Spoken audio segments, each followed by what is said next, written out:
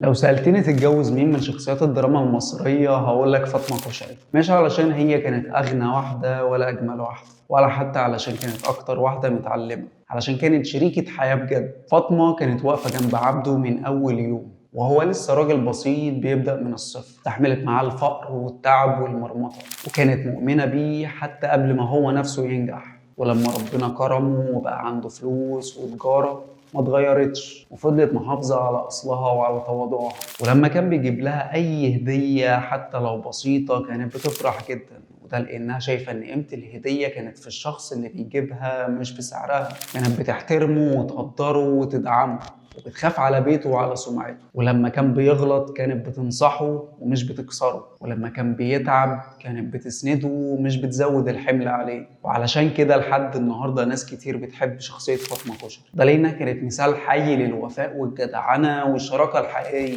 وفي زمن بقى سهل فيه إن العلاقات تتكسر، فضلت فاطمة كشري نموذج يبين إن الحب مش مجرد كلام حلو وبس. الحب الحقيقي انك تفضل واقف جنب الشخص اللي انت بتحبه في ايامه الصعبة قبل الحلوة. علشان كده انا بقول انا مش عايز المستحيل، انا عايز عروسة زي فاطمة كشري.